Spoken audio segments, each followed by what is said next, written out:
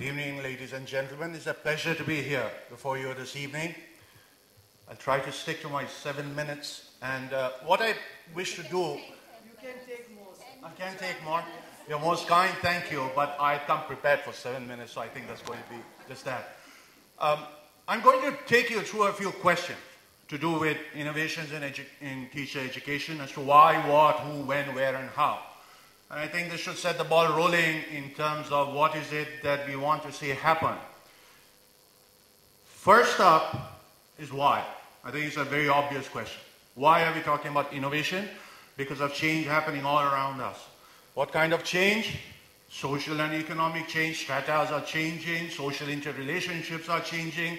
Children are changing in terms of their social aspirations and their social mobility, and they are bringing that into their classrooms. So there's a lot of change happening all around. Pedagogical changes are happening. We are now familiar with a lot of new learning technologies, more knowledge about learning and teaching and so on and so forth. And of course, technology. We've been talking about technology and technological tools that are now available to us. So let us be very focused that innovation is something that we all should be concerned about. Now, I look at myself as a head of an institution. I am very concerned. How are we going to bring in innovations and keep them coming is one of the concerns that we should all have. Of course, etc., there's a lot more in terms of changes that are abounding around us all the time. Now, what? What innovation? Innovation in what? I've just made a random list. Now, this list, it pertains to the things that happen inside the classroom. It does not cover a lot of things that happen in the sports field, in the laboratories, in activities, in extracurricular activities, in interrelationship between parents and the teachers, in terms of the administration and so on. No, there's a huge, I've done this on purpose for us to appreciate how far we are from the requirements of innovation, from the scope of innovation, and what actually can be done and should be done. The way teachers teach. There's so much that can be done here, and there's a lot wrong. And I will be the first to admit that, being part of the system, there's a lot going wrong because of our content-based approach to education at the moment. And everything actually goes wrong with it because of this one thing. Are there scopes for innovations there? The manner in which teachers manage their classes. Remember, the concepts of discipline have now changed. For example, how do the teachers maintain discipline in their classes? I grew up hearing my teacher tell me, I want pin drop silence in class. Now, you cannot hear a pin drop, but I heard that. And that was a concept that we grew up with, that there should be silence in class. Now, educational research has shown that you need some amount of discussion and noise in the class for you to learn more effectively. Now, you need to make those decisions. Do you want a pin drop silence class, or do you want some amount of noise in class, but children are learning and they're enjoying their learning? So there you need to redefine your paradigm, and that's the beginning of innovation. The way teachers help improve interrelationships among students. There's a concept of cooperative learning. Now, when I speak 25 years I work on cooperative learning. Whenever I would talk about cooperative learning, they would say, we know cooperative learning, it's very good, we do it all the time. Now, cooperative learning has two aspects.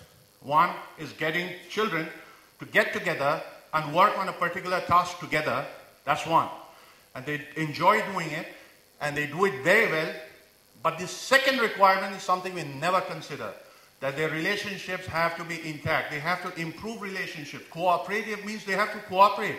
What happens if two students fight over that project, one walks off and the other says, go to hell and I'll do it myself? What happened to that cooperative learning? It's not that simple. It needs a lot of thought, needs a lot of attention to child psychology and all that seems to be happening with those children. And that becomes the starting point of innovation in establishing and maintaining those relationships. Teaching of life skills, techno-pedagogical skills, what continues in terms of problem solving, special education, learning styles and teaching. This is catching on very much now. Children learn different ways. A very simple innovation. Visual learners. We all are to some degree visual learners. We learn by seeing. Therefore, it is advisable for the teacher to stand up and teach. and don't sit, because you're exposing your entire body to the students when you are teaching. And they learn better by just looking at you, by your body language. Very simple innovation. But that comes from certain understandings of the manner in which children learn. Integrated thinking abilities. Now, and also, of course, assessment. There's a lot going on in the field of assessment. I think we all can be very proud that there's a lot of change happening in the field of assessment. In fact, CBSE has been doing that, the comprehensive and continuous assessment and so on and so forth happening. But I think not much thought has gone there as well. For example, the formative part of the assessment is as much for assessing the student as the teacher. After every quarter, every week, when you look at the formative assessment of the student, has the student learned to read better? If not, something is wrong with me as a teacher. I need to correct that. We have not done that. All we did was we took all of this in order to make assessment more user-friendly. Why? Because assessments were sort of stressing everybody. It was stressing the children. So let's make it easier for them. Therefore, summative assessment and formative assessment and all of that. Now CBSE is saying that they want to also assess thinking. They want to assess the manner in which students think. Now my question is, if thinking is inbuilt in our classroom sessions, why do you want to test that? I as a teacher know that the classroom is structured in a manner that thinking is an integral part of what children do in the classroom. Why assess that? Innovations in these areas, of course, motivation. How do you motivate students to learn better? Motivation. As the students come from more affluent families, from richer families, you will find that motivation is a bigger issue. How do you motivate them? There is a great need for thought and innovation in this one area. I kept this for the last. Actually, I kept two things for the last to draw your attention to certain deficiencies. There are gaping holes in our educational system. We have been talking about student-centric education. In fact, holistic approach and all of that. Look minutely at what is happening in our classrooms. The students are sitting back to back facing the teacher. Now, educational research shows students don't learn very well when they are looking at the backs of the heads of each other. They learn much better when they are looking at each other, interacting with each other, and carrying out activities with each other. But why are they seated in that way? Because it's more convenient for the teacher to teach. 40 to 45 minutes of teaching period. Children don't have that much of attention span, but it's easier for the teacher to teach a certain lesson and go away. Examinations are conducted in a manner that is more easy for the teacher to assess. It's not telling us anything about the performance of the student. So we are very far away from student-centric approach of education right now in our classrooms, as things stand today. Now, we are not even talking about innovation here. We are talking about let's fix these big, glaring, gaping holes, and then we figure out now how can we make them better. Another very field which is very close to my heart, that's value education, moral education. Wherever I get the opportunity, I speak about that. We hardly ever talk about this. We hardly ever have any consolidated, structured approach for teaching value education. It's going on the same manner in which I, as a boy, was taught value education. Out of a book, open page number 6, read kindness to animals. And then we expect to become more kind to animals by reading that one lesson. And we don't. And we just have to look around us and see what is happening to our society in terms of the falling levels of morality, permissiveness in society, and all of that. Is there scope for doing things differently there? And of course, etc. It just goes on and on. So my humble submission is that innovation is a big deal because of all the areas of application. Now, who should be the driver of innovation? And to me, this is the biggest question that we should be very clear once and for all. Should it be the policymakers? Well, they should be doing things differently, make policies. Teachers' training content and curriculum need to be revised and be updated according to the changing times and so on. Keep that thought. Things will not change as fast, they will. But they also have their compulsions. Not to be very critical of them, but there are compulsions. It takes time to change policies. Or should it be driven by the corporate sector? We had an earlier session where There were these wonderful people who came and told us about wonderful products that they have. And I mean it when I say they are wonderful. They are indeed wonderful. We are using many of them in our schools. But how are these products formed? A person has a wonderful idea, and then they pour in resources, package it, they market it, and then they reach schools.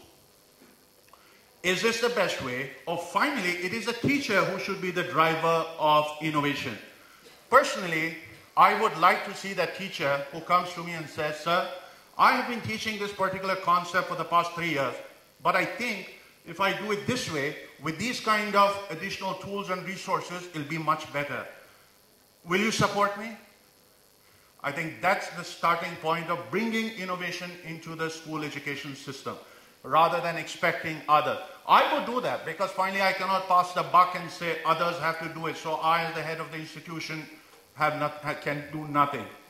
I would like to see that teacher who one day gets up in the morning and asks the question, why am I using this red pen to correct the scripts of children? Who told me to use this red pen? The teacher is using the red pen only because her teacher was using the red pen. There was no manual. There's absolutely no guideline telling the teacher should use a red pen. Innovation. There's innovation, scope for innovation all around what the teacher, and I believe it is the teacher who should be driving that innovation. Where? It should start at the school. It should very much start at the school where you are initiating, supporting, and nurturing a culture of innovation in schools. And frankly, the driver of that has to be the head of the institution.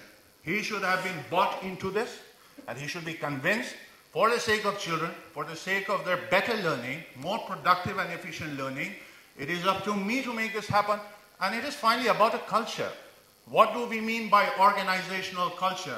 For example, you have an organization where coming on time is part of its organizational culture.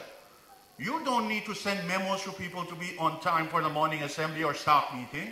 They'll be there because it's part of the organizational culture. Is there a way that we can make creativity and innovation part of the organizational culture? I think it is, by talking about it more often. I always tell the teachers, ask yourself this one simple question, and ask it very often. Is there a different way of doing this? Whatever you are doing, you've been doing this for the past 10 years. Ask yourself this question today. Is there a different way of doing this? You'll find 10 ideas, share it with your colleagues, and that's the starting point of innovation. When? There are two aspects to this. The answer to when is now. We go back and figure out what is it differently that we can do in our schools. Keeping in mind, of course, the bigger picture. Not that you suddenly impulsively we come up with some ideas and then we go haywire with it, because then we are not doing any good at all. But then there's another thing to think about. Really, our ability to engage in innovation is limited to the earlier years. Much later, you have board examinations and assessments and projects and a lot of things. And it does not give the teacher that much of room to innovate. So, pre-primary, primary, middle school, up to 7, 8 onwards again. There are schools that don't even have 8 standard. They start the 9 standard portion in 8. So you know what I'm talking about in terms of the rigidity in the system. But who is there to tell me what I can do and what I cannot do in grade 4, for example? There's a lot of room for me to do things differently, and it should be done because it sets the stage for the whole organization to innovate. The last question, of course, is how. How are we going to do this? Now, the corporate sector has found a key. The corporate sector do not send their people to go and learn innovation and come. They do it on the job.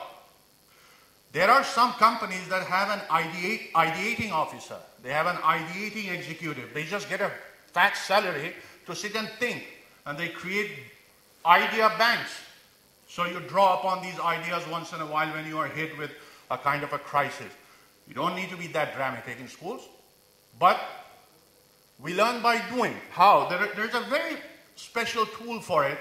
It is called the learning cycle. It's unfailing, never fails. You want to learn something new, you want to structure something new, it's called the learning cycle. There's 3 components. Consultation. You consult on the intended outcome. What is it that you would like to see happen? And how would you like to do it? Act upon it. Consultation, action, act upon it for a period of time, and then sit back and reflect on it. How did it work? Did it give us the intended result? How differently can we do it next time, and so on and so on. So many cycles of consultation, action, reflection. When it starts working, you document it, you have a new approach at doing something which was being done in a much more mediocre manner. Now it's paying more dividends for you and much more effective.